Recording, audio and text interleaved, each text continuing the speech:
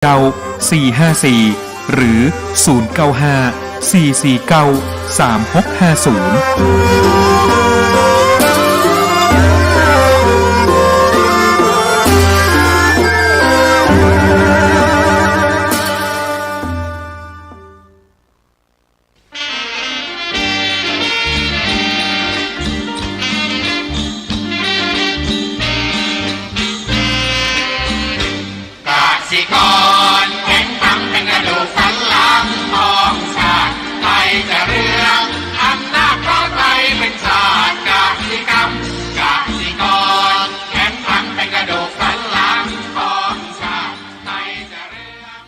รายการต่อจากนี้ไปขอเชิญท่านผู้ฟังทุกท่านเข้าสู่รายการดีมีคุณค่าน่าติดตามรายการเกษตรเพื่อชีวิตดำเนินรายการโดยกลุ่มรักเกษตรประสานงานโดยนายพิชัยคงพิทักษ์คณะเกษตรมหาวิทยาลัยเชียงใหม่หมายเลขโทรศัพท์053944030ขอเชิญทุกท่านติดตามรับฟังได้ณบัดนี้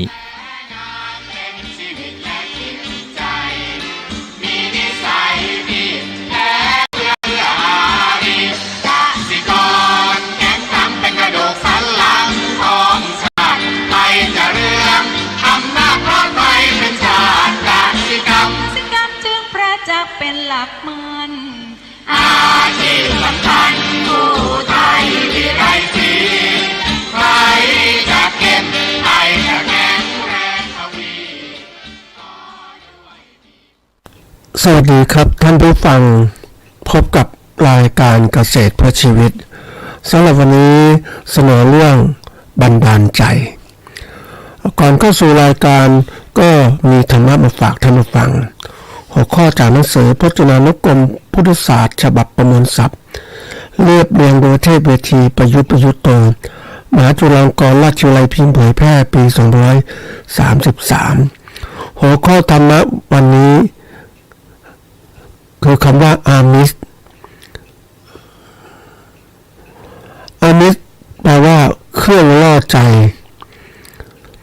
เหยื่อหรือสิ่งของอามิสบูชาคือการบูชาด้วยอามิสคือด้วยสิ่งของมีดอกไม้ของหอมอาหารและวัตถุอื่นๆอามิสปฏิสันฐานคือการต้อนรับด้วยสิ่งของเช่นอาหารน้ำบริโภคเป็นต้นอีกคำหนึ่งอามิสสมโภคก็คือคบหากันในทางอามิสได้แก่ให้หรือรับอามิสนี่เป็นคำที่สำคัญนะท่านผู้ฟังว่าเป็นส่วนหนึ่งคือการที่เราทำอะไรต่างๆก็มีเครื่องล่อใจหรือเหยื่อหรือสิ่งของนี่แหละทุกอย่างนะมันเป็นอามิสมันก็เป็นเครื่องล่อใจมันก็เขาเรียกอยู่ในสังคมเลยนะว่าจะเป็นเรื่องของการ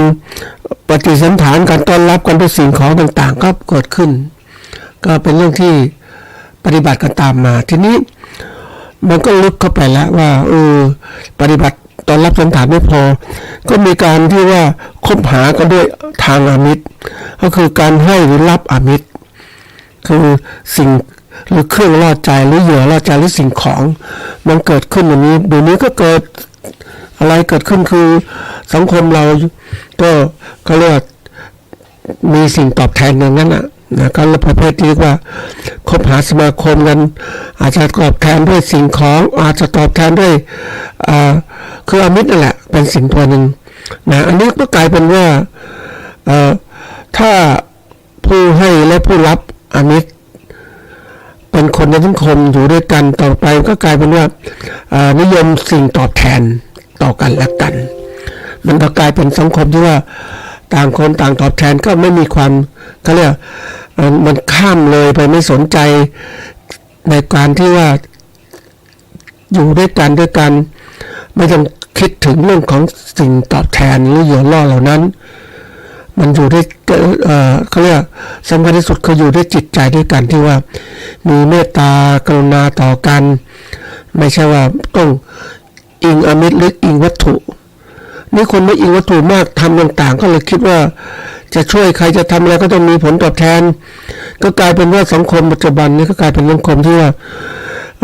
ไม่ใส่ใจเรื่องของสิ่งที่เหนือกว่าสิ่งตอบแทนนั้นคือจิตใจของคนการให้ความรู้ให้ความช่วยเหลือในการที่พูดจาดีๆให้กำลังใจต่อกันและกันนะเป็นสิ่งสำคัญมากเลยนี่คนเราเป็นนึกมิตรต่างๆบางทีไม่มีผลตอบแทนไม่มีมิตรให้ก็ไม่อยากทำอะไรให้ใครกลายเป็นสังคมที่เริ่มที่เห็นแก่ตัวกันมากขึ้นก็นี่แหละสิ่งที่เกิดขึ้นในสังคมเราจะหาสิ่งที่ดีๆให้กับคน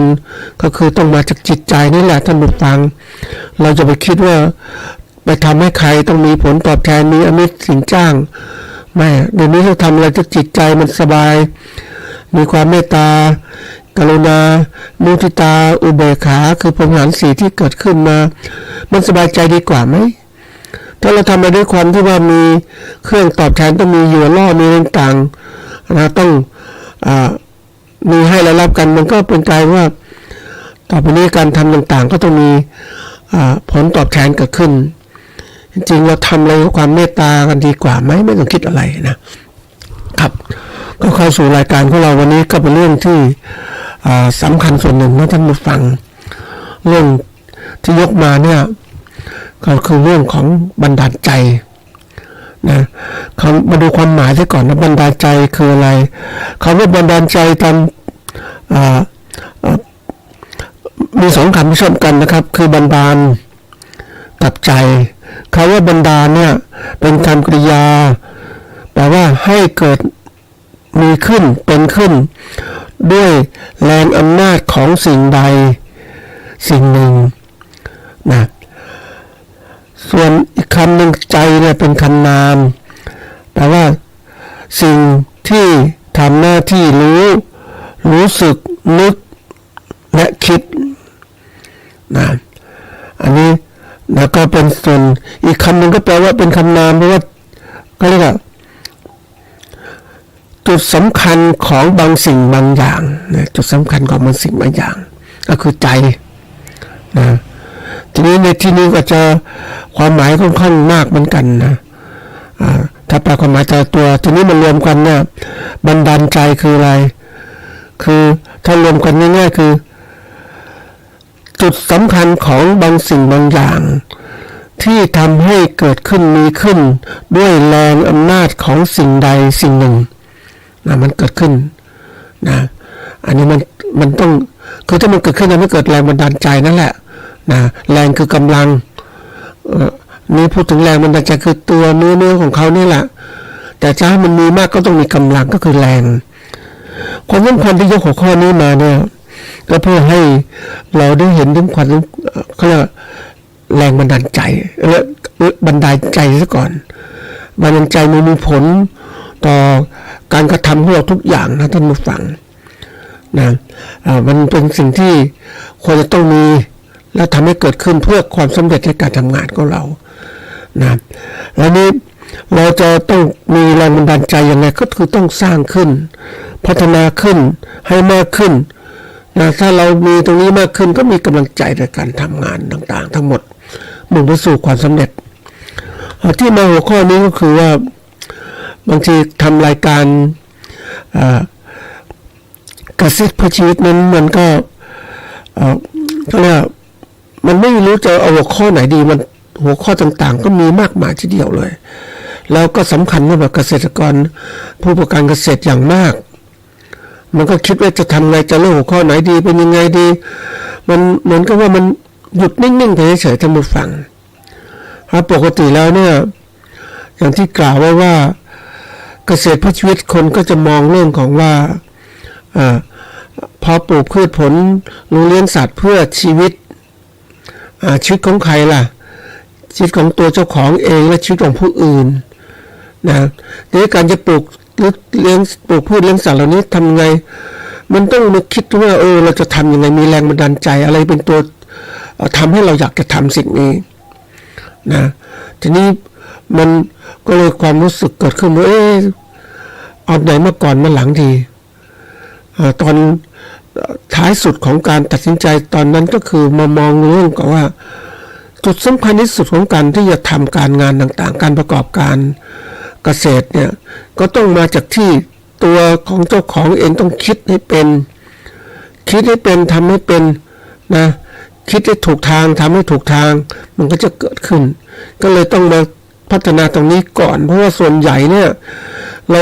มักจะคิดเนี่ยวิธีการของคนคิดก็คนส่วนใหญ่จะให้ความสำคัญกับการแก้ปัญหาปัญหามันก็กลายเป็นว่าแก้ปัญหาในที่ทำให้ผ่านมาแล้วก็มันก็เป็นปัญหาเกิดขึ้นก็หาทางแก้ปัญหานะเป็นอย่างนี้มาตลอดทีนี้เราจะแก้ไงไม่ให้เกิดปัญหาใหม่บ่อยเกิดขึ้นก็คือต้องมาอะไรจัดการความคิดซะก่อนคนเราถ้าจัดการความคิดซะก่อนพวกการกระทำที่ถูกต้องก็จะเกิดขึ้นใช่ไหมคิดถูกทำถูกเกิดขึ้นแต่คนไม่คิดถูกทำถูกมันก็มีแต่ปัญหาจมอยู่กับปัญหาแล้วปัญหาต่างๆมันเริ่มจากคิดผิดทำผิดเมื่อเกิดปัญหาและแก้ปัญหาที่เกิดนั้นมันก็คิดผิดทำผิดอีกมันไม่จบท่านผู้ฟังเพราะนั้นวิธีการก็คือต้องมาจัดการความรู้สึกนึกคิดของเราว่าให้รู้สึกนึกคิดในทางที่ถูกต้องคือสัมมาทิฏฐิแล้วสัมมาสังกัปปะสัมมาวาจาสัมมากัมมันตะก็จะเกิดขึ้นนี่คือจุดสำคัญที่ทำไมถึงมาพูดเรื่องของพัฒนาจิตใจพัฒนาความคิดต่างๆก็เพราะว่าคนที่เกิดปัญหาส่วนใหญ่ทั้งหมดเนี่ยที่ทำการงานต่างๆมันผิดพลาดเพราะว่าไม่ได้จัดการความคิดที่ถูกต้องไม่มองถูกเหตุผลไม่มีข้อมูลที่ถูกต้องในการตัดสินใจทำไปอยากจะทำเหมือนเกษตรกรน่ะทำเกษตรก็ทำไปทำมาแล้วสินค้าล้นตลาดทำไงขายไม่ได้ก็ยากจนใช่ไหมมันเป็นนี้เกิดขึ้นมาแล้วมีใครมาแก้ตรงนี้ไหมส่วนใหญ่ไปช่วยหรือคันปัจจุบันก็พยายามจะช่วยลดต้นทุนการเกษตรอย่างโน้นอย่างนี้แต่นั่นคือช่วยที่ผิดทางมันไม่ได้ช่วยครบวงจรช่วยเขาอย่างนี้ช่วยการผลิตและการตลาดไม่ช่วยทีนี้ใครจะช่วยตัวเองให้ถูกต้องล่ะท่านผู้ฟังท่านเกษตรกรหรือผู้ประกอบการก็คือต้องมาจัดการความคิดตัวเองเราหวังคนอื่นจะช่วยไม่ได้หรือต้องมองระบบคือจัดการให้ตัวเองว่าทำไปแล้วมันได้กำไรไหมมันติดขัดตรงไหนมองให้ทะลุปลุกโปร่งเตรียมการแก้ไขปัญหาล่วงหน้าไม่ใช่ไปเพลิดเพลินกับคำเยินยอคำสรรเสริญเกษตรกรเป็นอะไรนะนึกถึงคำเพลงที่ว่าเกษตรกรแข็งขันเป็นกระดูกสันหลังของชาติชัยจะเรืองอำนาจเพราะไทยเป็นชาติกสิกรรมเนี่ยกล่อมจิตกล่อมใจทำให้หลงไหลไปก็เรียกอะไรนะเป็นความเชื่อที่เขาบอกมาอย่างเนี้ยอย่างงู้อย่างนี้ถามว่าถ้าเราเจาะลึกๆแล้วเนี่ยเขาก็เพียงแต่ว่ายกย่องเกษตรกรให้ทำเกษตรเถอะแต่คนที่มายกย่องคนที่พูดนะถามว่าคุณทำเกษตรไหมมันลำบากขนาดนี้คุณทำไหมคุณก็ไม่ทำแต่คุณให้คนอื่นก็ทำให้คนอื่นก็มีความเชื่อแล้วการเกษตรมันไม่ใช่เรื่องง่ายๆท่านผู้ฟังคือเกษตรคนส่วนใหญ่มองว่าเรื่องง่ายนะแต่จริงๆเรื่องยากนะท่านผู้ฟังแล้วถ้าทำเกษตรไม่กินโอเคมันธรรมดาอยู่แล้วแต่ว่ากินมันก็ทำมันเป็นธรรมชาตินะท่านผู้ฟังบางคนบอกเกษตรไม่ต้องทำก็ได้เราไปเก็บผักเก็บอะไรต่างๆเก็บตำลึงเก็บใบกระถินเอาปลาในบ่อมากินแล้วก็อันนี้คือจริงๆมันไม่ใช่เกษตรมันแค่เป็นเพียงแค่ว่าเป็นนักล่าไปเก็บเกี่ยวที่มันมีอยู่แล้วมาใช้ประโยชน์แต่คนที่จะจริงๆคือต้องเป็นนักปลูกพืชเลี้ยงสัตว์คือเกษตรกรที่ทำจริงจังสร้างมันขึ้นมาจากไม่มีอะไรเลยไม่มีผมเป็นเกษตรแต่เราเอาจัดการพืชจัดการสัตว์มาอยู่ให้เลี้ยงเติบโตยังไงผมผลิตได้ยังไงอันนี้เราเอามากินมันก็จบไม่มีปัญหาอะไรแต่วันนี้มันไม่ใช่เกษตรของเราเกษตรปัจจุบันเกษตรก็เรียกเป็นการค้าเป็นธุรกิจมันเกี่ยวข้องกันหลายอย่างแล้วก็จัดการผลิตสินค้าเกษตรมันยากนะท่านผู้ฟังเพราะว่าต้องดูสภาพดินฟ้าอากาศแล้วก็จัดการต่างๆแล้วยิ่งปัจจุบันมันมีมาตรฐานการผลิตสินค้าเกษตรทุกเรื่องเลยแล้วการตลาดอีกมันเขาเรียกอะไรมันลำบากนะถ้าคนจะอยู่ในวงการเกษตรต้องเก่งนะท่านผู้ฟังไม่ใช่ว่าเชื่อคนอื่นบอกทำเกษตรเนี่ยดีเขาหรือดีเราล่ะ ทำให้เขาดีเขากินดีอยู่ดีแต่เราว่าลำบากลำบนกำไรก็ไม่ค่อยได้เห็นไหมแต่คนมาบอกเราทำมาถามว่าคุณมาทำไหมคุณไม่ทำคุณก็ได้กินสินค้าราคาเกษตรที่ถูกๆคุณอยู่รอดสบายแต่คนอื่นล่ะบางคนก็ยังคิดว่าเราทำอะไรที่มันมีกำไรสูงสุดดีกว่าไม่ต้องไปทำอะไรหนักๆให้คนอื่นหนักๆคนอื่นก็ทำเนี่ยอย่างนี้เป็นสิ่งสำคัญทีนี้มาดูที่ว่าเรื่องสำคัญของเราเนี่ยตัวนี้สำคัญมากเพราะว่าตอนที่คิดถึงรายการปุ๊บเนี่ยก็ไม่มีแรงบันดาลใจไม่มีอยากจะทำอะไรมันรู้สึกมันเจอปัญหามันก็รู้สึกท้อถอยมันมีความรู้สึกลึกๆท่านผู้ฟังการเกษตรเป็นเรื่องที่ใหญ่และสำคัญมากแต่ผู้ประกอบการเกษตรหรือเกษตรกรนั้นยังไม่ได้เข้าถึงข้อมูลที่ถูกต้องไม่ได้อะไรต่างๆที่ถูกต้องมันก็เลยกลายมาทำแล้วก็เกิดปัญหาไปเลยนะมีแต่ความทุกข์ยากลำบากทำยังไงมันให้เราร่ำรวยเนี่ยเพราะนั้นต้องคิดใหม่ทำใหม่ทำให้มันดีขึ้นโดยอาศัยความรู้ต่างๆที่ถูกต้องทำให้ครบวงจรจริงๆทำได้ทำมันตรงนี้มันอย่างที่กล่าวไว้ว่าวันนี้โลกเกษตรไม่ใช่โลกธรรมดานะท่านผู้ฟังนักธุรกิจที่ก็เห็นประโยชน์จากการทำธุรกิจเกษตรเนี่ยเขาเข้ามาจัดการเกษตรอย่างครบวงจรเขาจึงร่ำรวยไงเพราะว่าถ้าเราจับปัจจัยสี่ได้ท่านผู้ฟังทำกำไรกับปัจจัยสี่เนี่ยรวยทุกรายคุมไม่ได้ผูกขาดได้รวยแน่นอนเพราะว่าคนต้องอาศัยปัจจัยสี่ใช่ไหมอาหารการกินถ้ามันทำให้แพงเนี่ยเรารวยแน่นอนเลยท่านผู้ฟังทำให้แพงเนี่ยเราคุมได้ผลิตมาเนี่ยใครต้องซื้อสินค้าจากเรารวยแน่นอนทีนี้ปัญหาเกษตรกรก็คือว่าเกษตรกรหลายคนทำงานเกษตรทำเยอะมากเลยเกษตรกรก็มากมายมันก็เลยทำกำไรไม่ได้ใช่ไหมเพราะว่าสินค้ามันมากสินค้าเกษตรมากแล้วก็ราคาขายก็อยู่ภายใต้พ่อค้าแต่ทีนี้ผู้การรายใหญ่เขาเก่งมากคุมการจัดการเกษตรทั้งครบวงจรและสร้างมาตรฐานให้คนอื่นทำมันฟันฝ่ายยากเกษตรกรลำบากนะท่านผู้ฟังวันนี้มีมาตรฐานสินค้าเกษตรมาบีบบังคับให้เกษตรกรปฏิบัติอย่างนั้นเพื่อจะได้สินค้าเกษตรที่มีมาตรฐานเพราะนั้นจะสู้ผู้การเกษตรรายใหญ่ได้ไหมไม่ได้เขามีมาตรฐานทุกอย่างพร้อมเขาจึงร่ำรวยกันท่านผู้ฟังอย่างยกระดับราคาหมูเนี่ยขึ้นขนาดนี้ราคาไก่ขึ้นขนาดนี้ราคาปลาขึ้นขนาดนี้แล้วก็จะขึ้นต่อไปเรื่อยๆเกษตรกรได้ขึ้นกับเขาไหมล่ะเกษตรกรทำมันก็มีมาตรฐานต่างๆทั้งหมดใช่ไหมเพราะว่ามันถูกกำหนดอย่างนี้แล้วระบบการค้าการขายต่างๆเกษตรกรคุมไม่ได้แต่ผู้การเกษตรคุมได้แล้วใครก็จับอย่างนี้รวยแน่นอนทุกที่ท่านผู้ฟังถ้าเราทำได้นะทำให้เข้มแข็งแล้วผูกขาดสินค้าเกษตรได้ใครก็ซื้อจากเราเหมือนบางคนวันนี้เขาก็ทำอย่างตัวอย่างเนาะทำอินทผลัมอย่างเนี้ยเอามาปลูกแนวหน้าต่างๆราคาโลต้อง300-400 500อย่างเนี้ยเห็นไหมก็ไม่มีใครผลิตเขาก็ผลิตรายเดียวไม่กี่รายแล้วคนกินเยอะแยะใช่ไหมก็รวยนี่คือระบบของการผูกขาดสินค้าอาหารการกินแต่อันนี้มันไม่ใช่สำคัญอาหารการกินคือข้าวอาหารนะอันนี้เป็นสิ่งที่ให้คาร์โบไฮเดรตวิตามินเกลือแร่ไขมันแล้วก็คิดอย่างนี้ถ้าเราคุมได้เรารวยนี่ก็เรียกเกษตรกรมืออาชีพเราเรียกผู้ประกอบการมืออาชีพนะแล้วเกษตรกรนี่ก็ยังผู้ผลิตผู้เลี้ยงสัตว์ยังเป็นมืออาชีพเป็นมืออาชีพทำให้คนอื่นเขากินแต่ว่าเราคักคุมกำไรไม่ได้เพราะนั้นเราต้องเป็นอะไรเป็นผู้ประกอบการธุรกิจเกษตรมืออาชีพนี่ร่ำรวยแน่นอนนะทีนี้ที่มาแล้วก็มันก็มีหลายเรื่องเหมือนกันเพราะว่าก็นอกจากที่ว่าคิดหัวข้อขึ้นมาแล้วก็นั่งคิดแล้วก็ดูรายการต่างๆดูยิ่งเราเขาเรียกโลกปัจจุบันมันเป็นโลกข้อมูลข่าวสารนะท่านผู้ฟังเราจะไปอยู่อะไรมีโทรศัพท์ก็เอาไว้ดูหนังฟังเพลงนะ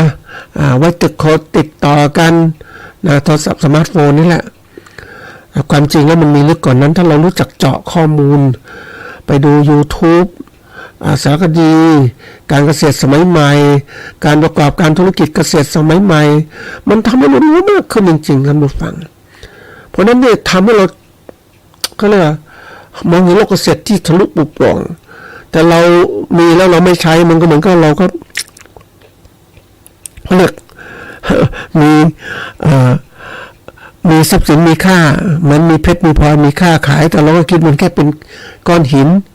นะไอ้คนที่เขาฉลาดก็เอาก้อนหินเหล่านี้ที่ซื้อจากเราไปเนี่ยไปเจรไนไปอะไรต่างขายราคาแพงเลยเราก็แค่เป็นผู้ที่เก็บก้อนหินมาเก็บไว้เท่านั้นเห็นไหมแต่วันนี้ไม่ใช่เราต้องคิดใหม่นะท่านผู้ฟังทีนี้เราจะทำไงสร้างแรงบันดาลใจ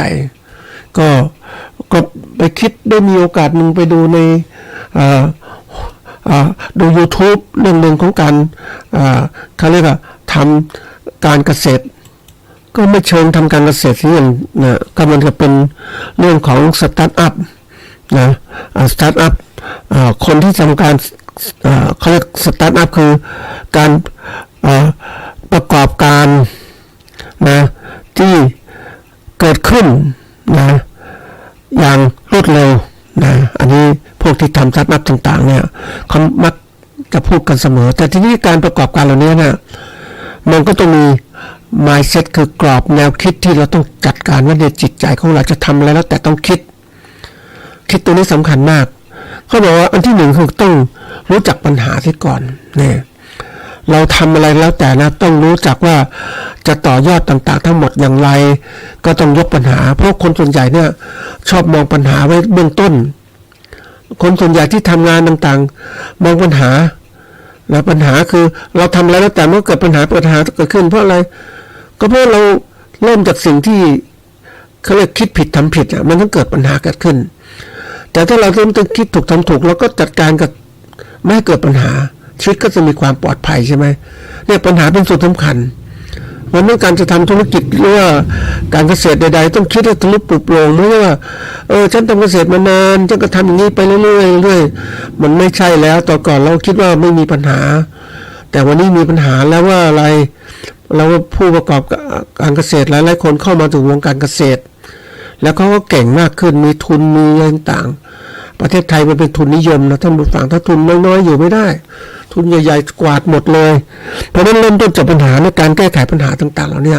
เราจะทำการเกษตรยังไงให้ยั่งยืนก็คิดละนี่คนส่วนใหญ่จะเริ่มจากปัญหานะการกระทำต่างๆมักจะคิดแก้ปัญหาอันนี้ต้องสร้างอันที่สองต้องคิดว่า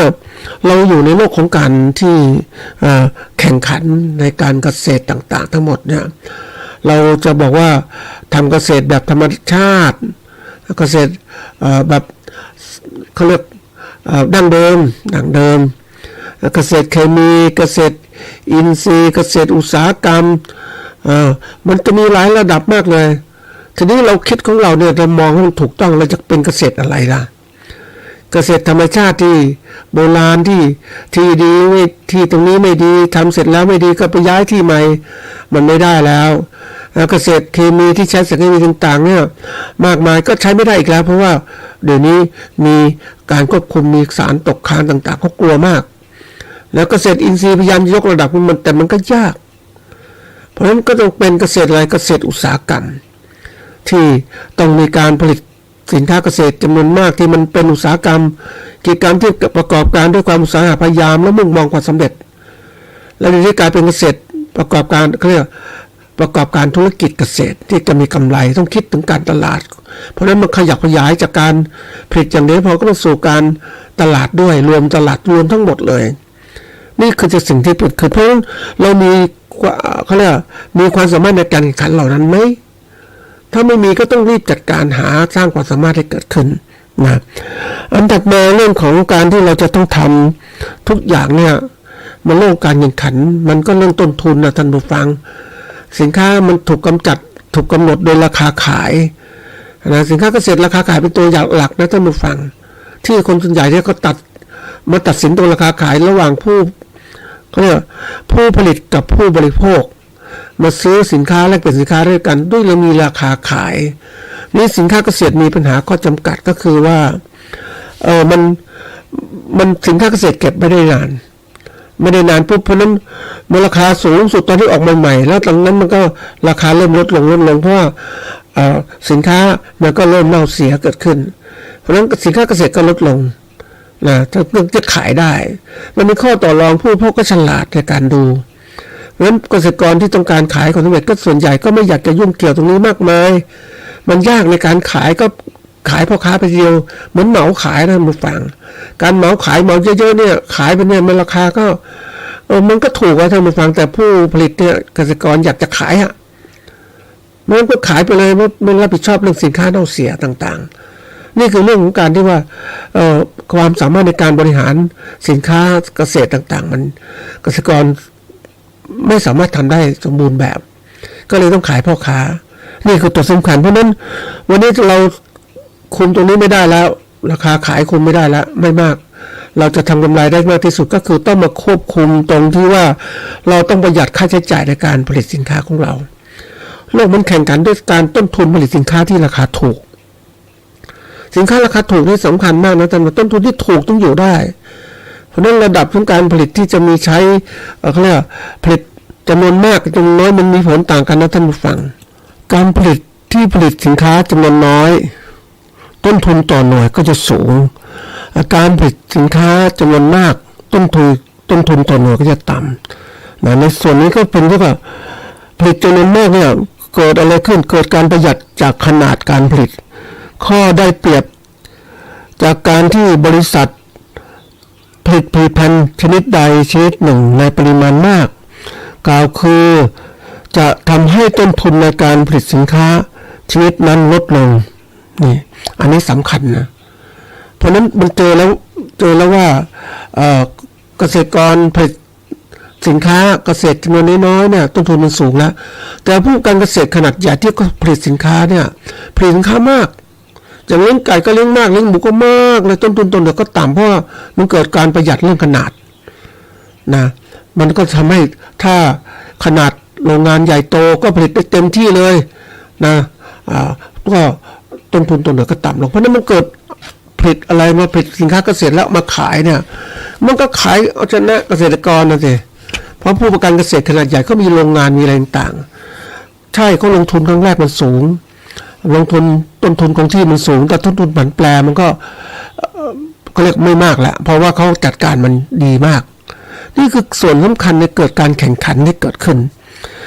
นะอันนี้สำคัญนะท่านผู้ฟังอันถัดมาคือเรื่องความประหยัดแล้วเนี่ยนะเราก็ต้องพยายามใช้เงินของเราให้ถูกทางประหยัดในสิ่งจำเป็นแต่ทุนของเกษตรกรมีค่อนข้างน้อยนะท่านผู้ฟังนะจะต้องคิดมากนะคนเกษตรกรส่วนใหญ่เนี่ยวันก่อนไปเจอเกษตรกรที่เขาเอาลำไยมาขายนะเดี๋ยวก่อนนี่ขายยากนะท่านผู้ฟังเราต้องส่งให้พ่อค้าคนกลางไปตลาดแต่นี่เกษตรกรมาส่งสินค้าเกษตรลำไยสดนะส่งทางไปรษณีย์ไทยโอ้โหสุดยอดเลยราคาสินค้าก็สูงอ่ะขายสูงแน่นอนแต่เกษตรกรขับรถกระบะมาส่งที่ไปรษณีย์ทีนี้ส่งมันไม่มากเท่าไหร่จริงๆน่าจะส่งไปสัก100 กิโล200 กิโลนี่มันส่งประมาณนับเป็นไม่เกิน100 กิโลหรอกประมาณสัก10 กิโล20 กิโลเท่านั้นมันก็เลยว่าคุ้มค่าไม่กับการที่มาทำเกษตรกรบอกก็คุ้มค่าเพราะว่าถ้าเป็นอย่างนี้อันนี้จะขายครับราคาแต่ขายอย่างนี้ถูกกว่าดีกว่ากำไรมากกว่าแต่ว่าต้นทุนที่ลงมาเนี่ยคือต้องลดต้นทุนรถกระบะขับมาที่ไปรษณีย์เห็นไหมมันก็เสียต้นทุนถ้าเราทำดีเนี่ยอันนี้คือช่องทางนะท่านผู้ฟังถ้ามีผู้ซื้อที่เก่งๆซื้อจำนวนมากๆเราก็ส่งคุ้มใช่ไหมคุ้มในการลงทุนอันนี้สำคัญคือเราเกิดความประหยัดนั่นเองกำไรยังเกิดขึ้นทีนี้มาส่วนถัดมาคือเรื่องที่ว่าเราต้องมีกรอบแนวคิดในจิตใจของเราว่าเราต้องมีเวลาทำอะไรแล้วแต่เนี่ยเขาบอกว่าทิศทางนั้นสำคัญมากกว่าความเร็วคือทิศทางที่ถูกต้องเนี่ยต้องมาก่อนนะแล้วความเร็วตามมาแต่คนส่วนใหญ่ชอบทำอะไรเร็วๆแต่ว่ามันทิศทางหรืออะไรต่างๆมันไม่ถูกต้องมันก็เสียหายสิเพราะนั้นเวลาทำอะไรต่างๆต้องคิดมากวันนี้ต้องคิดหนักทีเดียวนะมันไม่ใช่ธรรมดานะท่านผู้ฟังวันนี้ถูกต้องหรือยังที่ทำการเกษตรแบบเดิมบางคนบอกเกษตรแบบเดิมอยู่ได้ใช่อยู่ได้คุณอยู่ได้ไม่นานแต่ต้องคิดว่ามันต้องเปลี่ยนใหม่แล้วต้องคิดว่าเกษตรต้องอยู่ได้แล้วอยู่ดีมั่นคงด้วยทำยังไงดีค่อยๆพัฒนาแล้วก็ต้องเพิ่มความเร็วในการพัฒนาตนเองเราเห็นโลกเกษตรมันเปลี่ยนไปแล้วเราทำยังไงอย่างที่พวกเกษตรกรที่เขาผลิตลำไยนะเอามาส่งทางไปรษณีย์เพราะเดี๋ยวนี้ระบบโลจิสติกส์เป็นสำคัญเขาทำได้มันแทนที่เราไปฝากพ่อค้า พ่อค้ามาซื้อโดยตรงเราก็เสร็จแล้วสิเรื่องแล้วเราทำก่อนเราออกมาแล้วก็เปิดตลาดเราเองชื่อเสียงเราก็ทำแล้วก็เปิดตลาดออนไลน์ให้คนรู้จักของเรานะชื่อเสียงยาวไกลคนก็สั่งสินค้าแล้วผู้บริโภคก็ต้องซื้อสินค้าราคาอะไรคุณภาพดีราคาถูกแต่บางครั้งเนี่ยคุณภาพดีราคาก็ต้องจ่ายแพงจะซื้อจากพ่อค้าคนกลางซื้อจากตลาดคุณภาพต่ำอย่างนี้ซื้อจากผู้ผลิตโดยตรงดีไหมเพราะนั้นสินค้าที่ซื้อจากผู้ผลิตโดยตรงส่วนใหญ่คุณภาพจะสูงเพราะอะไรเพราะผลิตทำเองถ้าไม่ดีก็โดนว่าใช่ไหมเพราะนั้นเกิดการเนี่ยเขาเรียกความไว้เนื้อเชื่อใจกันเขาเรียกมันเป็นตารับประกันผู้ผลิตต้องประกันสินค้าเพราะนั้นเป็นตัวสำคัญตลาดแบบนี้คนจะเริ่มทำเพราะนั้นวันนี้ก็เลยว่าเราต้องจัดตั้งแนวคิดของเราใหม่แนวคิดที่จิตใจของเราต้องทำอย่างเนี้ยเกษตรแบบยั่งยืนที่เราจะต้องมีกำไรในการประกอบการเกษตรของเราไม่ใช่ว่าใครบอกยั่งยืนเกษตรอยู่ได้แต่อยู่ได้ไม่นานไม่เอาเราต้องอยู่อย่างยั่งยืนต้องทำให้ดีขึ้นทีนี้ถัดมาเนี่ยเราจะตั้งกรอบแนวคิดของเราว่าเราจะต้องมีการเรียนรู้และพัฒนาตนเองอยู่ตลอดเวลาเนี่ยอันนี้ต้องตลอดเวลานะไม่ใช่ธรรมดานะคุณฟังเพราะว่าโลกมันเปลี่ยนตลอดเลยแล้วยิ่งปัจจุบันมันเร็วมากมันเร็วจริงๆนะเพราะนั้นถ้าคุณไม่ดูเรียกไปดูมือถือสักหน่อยไม่ดูสมาร์ทโฟนเนี่ยติดตามข้อมูลข่าวสารไม่ทันคนที่เอาชนะหรือทำกำไรในการประกอบการธุรกิจต่างๆเขาเอาเวลาเนี่ยเอามานั่งดูเหมือนกับคนซื้อขายหุ้นซื้อขายทองคำราคาทองคำเท่านี้แล้วคุณไม่รู้ราคาทองคำที่เปลี่ยนแปลงคุณก็ไปขายราคาถูกเขาก็คนกลางก็เปรียบคุณสิเพราะนั้นวันนี้เขาเรียกโลกนี้เอาชนะกันด้วยข้อมูลข่าวสารคุณข้อมูลข่าวสารช้าคุณก็อะไรลำบากแล้วตัดสินใจผิดพลาดเดี๋ยวนี้ก็ตัดสินใจด้วยรวดเร็วมีข้อมูลข่าวสารที่พอเขาต้องระบบที่เรียกว่าทำกำไรด้วยการมีข้อมูลข่าวสารโลกปัจจุบันเนี่ยวันก่อนได้มีโอกาสไปคุยกับผู้ที่เขาเรียกว่ามีความรู้เรื่องของทิศทางตลาดทิศทางหุ้นทิศทางของการออมทรัพย์คนที่ให้ข้อมูลถูกต้องคือคนส่วนใหญ่ก็อันนี้ก็พูดให้ฟังนะท่านผู้ฟังแต่ก็เรื่องจริงสถานการณ์เศรษฐกิจต่างๆที่มันมีอยู่เนี่ยมันเกี่ยวข้องกับการที่นักวิเคราะห์มาพูดถ้านักวิเคราะห์มาพูดเนี่ยพูดกันไม่มีข้อมูลยืนยันเนี่ยก็เป็นไม่เป็นที่น่าจะถือคนที่เขาฉลาดก็จะหาแหล่งข้อมูลที่ถูกต้องอ้างอิงที่ถูกต้องทีนี้ไอ้พวกนี้ต้องจ่ายเงินนะท่านผู้ฟังพวกนักวิเคราะห์ที่เขาเก่งๆเขามีออกสื่อหรือแพลตฟอร์มต่างๆที่เขาทำมาเนี่ยมันมีความสำคัญมากมันถูกต้องคนก็เอาไปใช้ใช่ไหมแต่ทีนี้พวกที่เอามาเผยแพร่ต่างๆมันไม่มีข้อมูลถูกต้องก็เผยแพร่ไปเรื่อยคนก็หลงไปเนี่ยเพราะฉะนั้นคนที่หลงผิดไม่ข้อมูลถูกต้องก็เพราะว่าขาดทุนเสียกำไรเสียเงินลงทุนอย่างก็บอกว่าจะฝากเงินที่ไหนดีกำไรสูงสุดเนี่ยเราไม่รู้เนี่ยก็ไปฝากเงินธนาคารทั่วไปก็ได้150 ตังค์ต่อปีนะแต่ถ้ารู้แหล่งที่เราเอาเงินฝากกับเขาเนี่ยก็1 บาทหรือ2 บาทต่อปีอย่างเงี้ยเห็นไหมถ้าเรารู้มากขึ้นเราก็จะรู้ต่างๆเพราะนั้นวันนี้โลกของการเปลี่ยนแปลงต่างๆมันมีมากทุกเรื่องเลยเราต้องเรียนรู้ให้หมดว่าสถานการณ์อย่างไรเป็นอย่างไรเศรษฐกิจสังคมการเมืองกับของสิ่งแวดล้อมมันเปลี่ยนแปลงกันเราต้องเตรียมการไม่ใช่ว่าอยู่ไปเรื่อยทำงานเกษตรไปหลังสู่ฟ้าหน้าสู่ดินมันก็ทำให้เราจมปักอยู่นะบางทีเรามันก็เป็นเรื่องจริงนะท่านผู้ฟังนึกถึงความการที่เคยเป็นเกษตรกรนะท่านผู้ฟังว่าเราจะไปนั่งดูฟ้าได้ยังไงเราหน้าที่ดำนาก็ก้มหน้าก้มตาดำนาไปจะทำไงมันดีให้มันตั้งตรงนะต้นข้าวที่เราปักดำจะงอกขึ้นมานะไปดูก้มหน้าก้มตาทำจะมีเวลาไปดูเลี้ยวซ้ายเลี้ยวขวามากมายก็ไม่ได้เพราะว่าเราต้องทำงานเราไปดูฟ้ากระบุญพระอาทิตย์ส่องแสงมันก็ร้อนก้มหน้าดำทำนาไปปักดำไปอย่างเนี้ยมันก็เลยเป็นข้อจำกัดของคนที่ทำอะไรแล้วแต่ถ้าไม่ดูไม่เหลียวดูอื่นมากก็ก้มหน้ามันก็เป็นอะไรรู้ไหมเป็นความที่ว่า จมอยู่ในความคิดและการกระทำที่มุ่งมั่นในสิ่งที่เราทำนั้นมันเลยไม่ได้มองโลกที่เปลี่ยนแปลงต่างๆแล้วเป็นข้อเสียเปรียบเลยล่ะเพราะเราอยู่ในโลกของก็เรียกว่าโลกของการแข่งขันที่เราต้องมองนู่นมองนี่ทุกอย่างมันโลกธุรกิจอะถ้ามือฟังคำว่าธุรกิจคือการประกอบการที่ทำกำไรทีนี้เราอยู่ในโลกของผู้ผลิตอย่างเดียวเนี่ยเราก็ทำไปผลิตมาแล้วขายไม่ได้กำไรถ้ามือฟังเพราะเราไม่ดูโลกมันเปลี่ยนแปลงไหมอย่างเกษตรของเราข้าวเป็นยังไงเราก็ดูกรมการตาทำเนี่ยพันธุ์ข้าวมีเปลี่ยนไหมระบบการเกษตรเราต้องใช้ใหม่ไหมใช้เครื่องจักรบักดำดีไหมใช้นู่นใช้นี่ไหมเราไปดูแล้ววิชาทางการเกษตรต่างๆมันเปลี่ยนแปลงมันโลกโหถ้าเราออกมานั่งดูนะท่านผู้ฟังโอ้เสียดายอดีตที่ผ่านมาเนี่ยโลกข้อมูลข่าวสารมันถูกจำกัดมันไปเฉพาะที่คนมีสื่อในการรับรู้มีข้อมูลในการรับรู้เขาก็ได้ข้อมูลเข้าไปเราไม่มีข้อมูลไม่มีสื่อรับรู้ไม่มีเครื่องจักรในการที่จะรับรู้ข้อมูลข่าวสารเนี่ยเราก็อดเลยท่านผู้ฟังลำบากลำบนกว่าจะรวยกว่าจะได้มาเนี่ย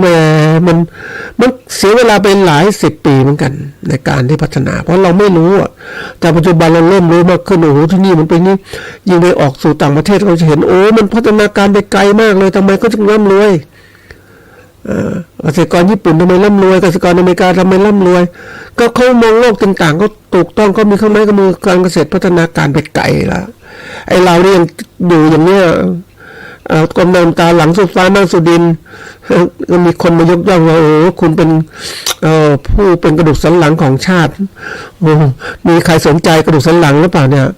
จะสนใจกระดูกสันหลังตอนไหนรู้ไหมท่านผู้ฟัง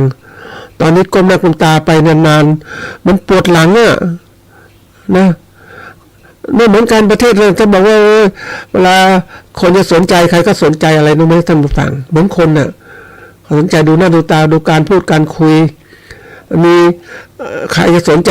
นึกถึงกระดูกสันหลังไหมระหว่างที่ยืนคุยกันเนี่ยไม่มีใครต้องอยู่ข้างหลังเนี่ยนะเนี่ยเหมือนกันเกษตรกรที่ทำการเกษตรก็อยู่ข้างหลังเลยอ่ะแต่นี้เวลาเขาพูดกันถึงการเขาเรียกอะไรนะมูลค่าการส่งสินค้าออกไปสู่ต่างประเทศโอ้ยสินค้าอุตสาหกรรมไปสูงมากเลยรัฐบาลก็สนใจสินค้าอุตสาหกรรมอ่ะที่จะเป็นสินค้าประเภทการต่างชาติมาลงทุนผลิตรถยนต์ส่งต่างประเทศผลิตนู่นนี่ส่งต่างประเทศนะ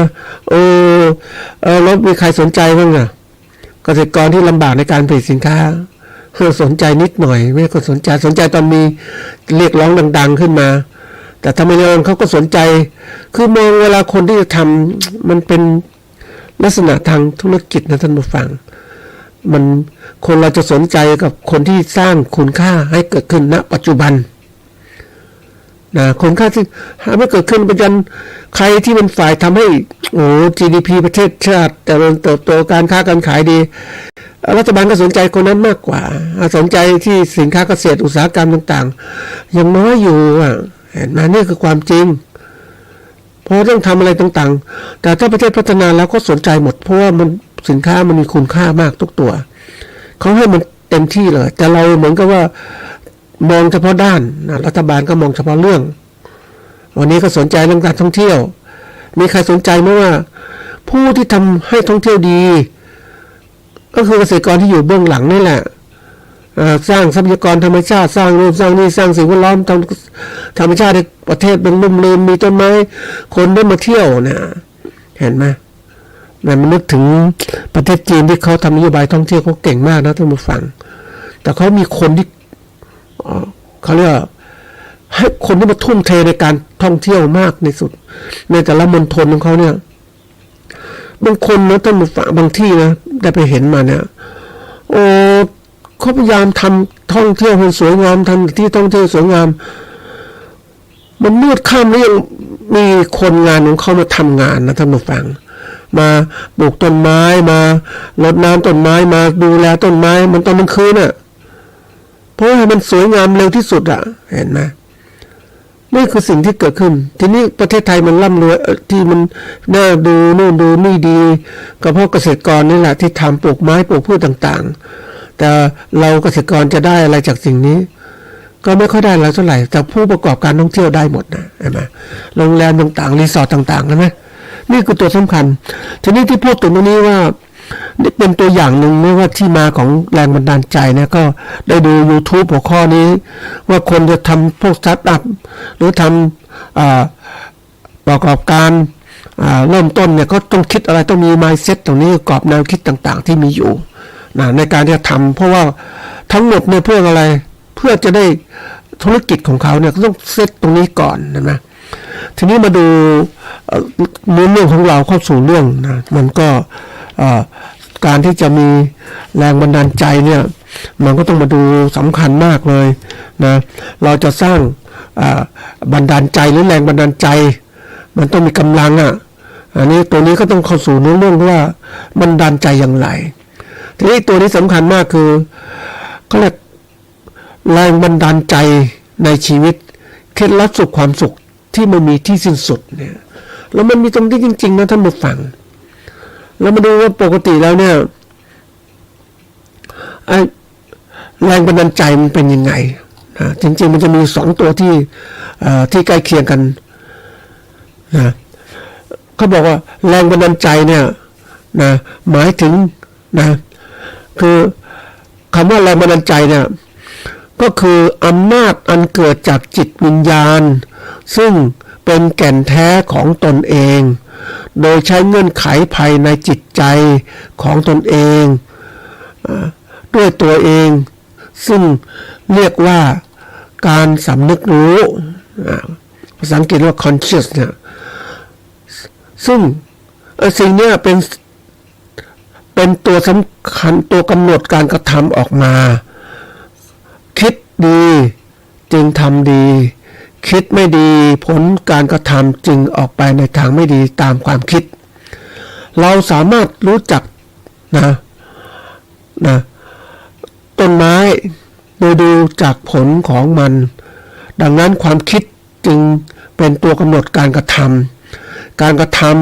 ำนะกำหนดอุปนิสัยอุปนิสัยเป็นตัวกำหนดผลปลายทางในชีวิตเนี่ยแรงบันดาลใจแรงบันดาลใจเนี่ยเป็นสิ่งสำคัญนะท่านผู้ฟังว่าทำให้เราขับเคลื่อนต่างๆนะในจิตใจของเราเนี่ยเป็นขุมกำลังในการที่จะทำให้การทำงานของเราบรรลุเรื่องประสบผลสำเร็จ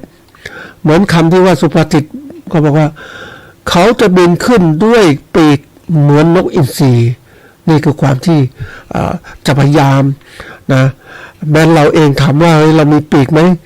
เราไม่มีปีกนะแต่ทำไมเราจะอยากบินเหมือนนกอินทรีได้ก็ต้องคิดเครื่องบินขึ้นมานะตั้งแต่เครื่องล่อนขึ้นมาแล้วจนตั้งเป็นเครื่องบินเดี๋ยวนี้บินเร็วกว่าอินทรีอีกสูงกว่าอินทรีอีกเห็นไหมนี่ความที่เขาต้องมีความคาดหวังคือคนเราเนี่ยมันมองมีแรงบันดาลใจจากอะไรก็คือการมองนกอินทรีนกเขาเหินต่างๆที่มองดูมันต้องมันบินได้อย่างงู้นอย่างนี้ก็อยากจะบินสูงขึ้นไปนี่คนก็ใช้ไอ้พวกนี้ไปคิดนะทำไงจะบินได้นี่คือความบันดาลใจเกิดขึ้นนะเขาก็จะมีแรงผลักดันตามปกติตามมากกว่าปกติเพราะถ้าคนมีแรงบันดาลใจเนี่ยนะในทางที่บวกก็ทำให้เขาเกิดความทะยานในการอยากจะบินให้ได้อย่างน้อยบินได้สักทีเดี๋ยวนี้ก็มีคนแรงบันดาลใจเกิดขึ้นทำเครื่องบินสำเร็จก็บินได้เลยเราก็อยากจะขึ้นอีกทีว่าเป็นยังไงขึ้นมาบนเครื่องบินนะเขาก็พาเราบินไปนู่นไปนี่จุดหมายปลายทางที่เราต้องการมันก็เลยมองยิ่งบินสูงเท่าไหร่นะท่านผู้ฟังก็เห็นสิ่งต่างไม่ว่าพื้นโลกก็เล็กลงก็เห็นก้อนเมฆเห็นอะไรต่างมันก็เป็นเรื่องที่ว่ามันสัมผัสอีกโลกหนึ่งนี่เป็นเรื่องท้าทายแรงบันดาลใจก็บินครั้งที่1ก็อยากบินครั้งที่2ที่3เนี่ยก็เรื่องของมันเกิดขึ้นนี่ไอ้แรงบันดาลใจมันต้องเกิดขึ้นจากที่เราต้องทำนะทีนี้อีกตัวหนึ่งที่ว่ามันแรงบันดาลใจเนี่ยมันมีอยู่2ส่วนนะท่านผู้ฟังส่วนที่1ก็คือแรงบันดาลใจในเรื่องคือว่ามาจากปัจจัยภายนอกคือไม่ว่าบุคคลหรืออะไรต่างๆไม่ได้แรงบันดาลใจจากภายนอกส่วนใหญ่คนชอบมองจากภายนอกก็คือไม่ว่าจะเรื่องของคำคมข้อคิดเตือนใจภาพหรือเสียงหรือสิ่งเหล่านี้ล้วนแต่เป็นปัจจัยภายนอกกระตุ้นให้เราได้ นะจากการที่เราได้มองเห็นได้รู้สึกนึกคิดต่างๆให้เรานั้นเกิดเขาเรียกเกิดความคิดเกิดขึ้นอันนี้เป็นตัวที่สำคัญนะท่านผู้ฟังยิ่งโลกปัจจุบันเนี่ยเราอยากได้แรงบันดาลใจเนี่ยก็บอกว่ามันเป็นเรื่องของการศึกษานะบันดาลใจจากการศึกษาของเรานี่คือได้อ่านตำรับตำราได้มีครูผู้สอนเราว่าเรื่องนี้มันเป็นอย่างนี้เราก็มีแรงบันดาลใจหรือเราได้ไปดูงานที่ต่างๆเห็นนู่นเห็นนี่ครูบันดาลใจเห็นเครื่องจักรดำนาเห็นเครื่องดำนาเนี่ยเครื่องดำนานี่หมูมันนี่มองเห็นมันสนุกนะท่านผู้ฟังมันดูมันทำนาเห็นไหมเครื่องดำนาเครื่องเย็บผ้าอย่างเงี้ยนะเราได้เห็นได้อยู่โลกกว้างขึ้นหรือเรามีโอกาสได้พูดคุยกับผู้ที่ประสบการณ์ต่างๆก็เป็นนู่นเป็นนี่มานะหรือตอนนี้เรามีโอกาสก็ว่าได้ดูภาพยนตร์เนาะการเกษตรต่างประเทศที่พัฒนาอย่างแต่ก่อนเราก็นึกว่าเราปลูกพืชหนามันต้องลำบากนะขุดหลุมเหนื่อยกว่าจะปลูกต้นไม้มันแต่ละหลุมมันเหนื่อยมากเดี๋ยวนี้เขาปลูกเอาอะไรเครื่องจักรลากลึกเจาะมีสว่านเจาะรูเจาะเป็นรูเพื่อปลูกพืชแล้วก็ไม่ปลูกพืชนี่เจาะรูไม่พอเดี๋ยวนี้มันทันสมัยคือเจาะรูที่ดินแล้วไม่พอก็สามารถที่จะเอาต้นพืชใส่แล้วปุ๋ยใส่เลยเรียบร้อยเพราะนั้นใช้เครื่องจักรหมดเลยนี่มันทันสมัยนี่แรงบันดาลใจก็อยากจะคือมันเห็นเขาเนี่ยอยากจะเหมือนเขาอ่ะอยากจะทำให้ได้เหมือนเขาหรือดูภาพยนตร์เนี่ยโอ้มันทันสมัยมากเลยยิ่งเดี๋ยวนี้มีสื่อทางสมาร์ทโฟนแล้วก็ดูได้ YouTube ต่างๆเนี่ยเห็นเลยการเกษตรสมัยใหม่เป็นยังไงแล้วเราจะมาเกษตรสมัยเก่ายังไงเสียเวลาเหนื่อยนะท่านผู้ฟังเกษตรกรเนี่ยอายุสั้นลงนะท่านผู้ฟังเพราะทำงานหนักกว่าจะสำเร็จในชีวิตปลูกพืชต่างๆเลี้ยงสัตว์ต่างๆโอ้เหนื่อยแต่เราอยากจะเป็นแบบเกษตรกรต่างประเทศเหมือนเกษตรกรอเมริกาเนี่ยขับรถแท็กเตอร์สบายอยู่ห้องแอร์เย็นกดปุ่มปุ๊บเนี่ยเดี๋ยวไปดูเกษตรกรสมัยใหม่เนี่ยเขาอยู่ในห้องแอร์กดปุ่มให้เขาเรียกส่งโดรนเครื่องบินเนี่ยประเภทที่ว่าไปให้ปุ๋ยฉีดยาฆ่าแมลงนั่งดูมันบินไปบินมาคุมทิศทางต่างๆมีหน้าที่เติมปุ๋ยเนี่ยเห็นไหมเติมยาฆ่าแมลงมันจัดการเองไม่ต้องตากแดดอยู่แอร์สบายนี่มันทันสมัยขนาดนั้นนี่คืออะไรปัจจัยภายนอกที่กระตุ้นให้เราแล้วเราไปเห็นโอ้ยคนทำการเกษตรของเขาร่ำรวยทำไมเขาร่ำรวยโอ้เขาสบายนะท่านผู้ฟังเขาร่ำรวยมันเป็นความสุขทำไมเขาร่ำรวยอย่างเกษตรกรญี่ปุ่นรวยมากเลยคือเขาทำงานกันไม่มากแต่เขาสบายคือไม่ใช้แรงงานเยอะแต่เขาสบายทำงานเสร็จแล้วก็เครื่องจักรเครื่องพร้อมทุกอย่างเห็นไหมมันทำให้เรานี่คือต้นภายนอกนะยิ่งเราเห็นโลกกว้างก็มีโอกาสยิ่งเราอยากจะรู้มากจริงยังไงก็ทำการทดลองเองนะเราผลจากการทดลองเวลาอยากรู้เรื่องใดหนึ่งก็ทำการทดลองปลูกพันธุ์ข้าวกอไก่กับพันธุ์ข้าวขอไข่เป็นยังไงอันไหนเติบโตดีกว่ากันให้ปุ๋ยให้น้ำเป็นยังไงกี่วันเก็บผลิตเป็นยังไงข้าวออกมาคุณภาพดีไหมเมล็ดข้าวสารดีไหมเนี่ยมันเห็นเนี่ยท่านผู้ฟังการทดลองก็เห็นด้วยปัจจัยภายนอกเราเดี๋ยวนี้ต้องเขาบอกคนส่วนใหญ่เนี่ยจะถ้าอยากจะทันสมัยนะท่านผู้ฟังต้องใช้วิธีการแรงบันดาลใจกับสิ่งภายนอกคือการศึกษาให้มากขึ้นศึกษาอย่างต่อเนื่องแล้วก็ทำความเข้าใจอย่างต่อเนื่องด้วย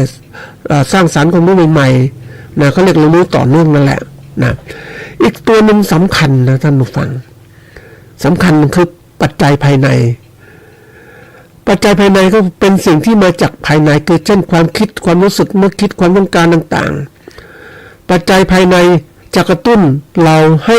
โดยสะท้อนความถึงความเห็นชอบนะสัมมาทิฏฐิเห็นละเกิดขึ้นละความสอดคล้องหรือความเป็นไปได้เนี่ยมันคิดในการประเมินความคิดต่างๆมันภายในสักคนเหมือนคนที่ปัจจัยภายนอกชี้โน่นชี้นี่ก็ไม่รู้เลยไม่สนใจก็มีเรื่องจริงที่เกิดขึ้นกับเกษตรกรเนี่ยในช่วงหนึ่งเนี่ยเขาได้ข่าวเรื่องของการใช้โพแทสเซียมคลอเรตในการที่จะลาดต้นลำไยเห็นมันโอ้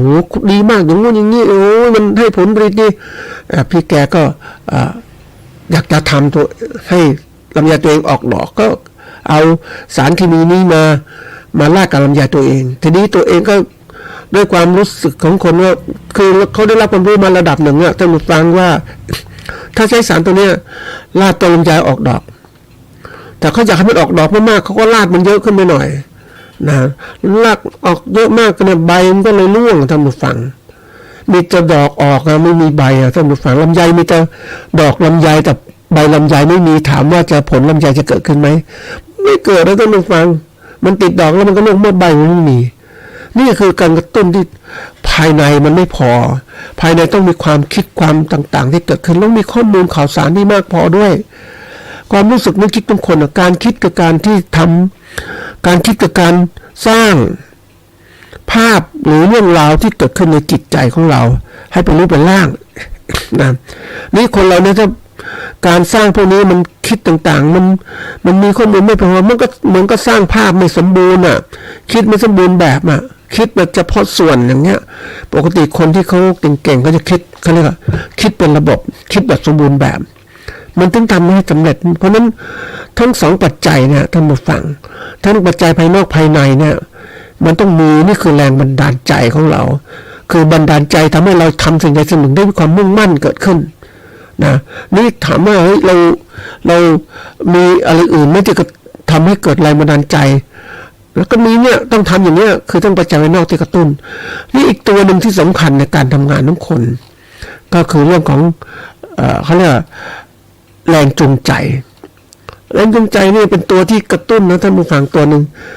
คำว่าแรงจูงใจภาษาอังกฤษเรียก motivation เนี่ยก็คืออำนาจนะรับรู้สิ่งเร้าที่เป็นเงื่อนไขนะเงื่อนไขทำอะไรทำให้เกิดความรู้สึกนึกคิดและเป็นอารมณ์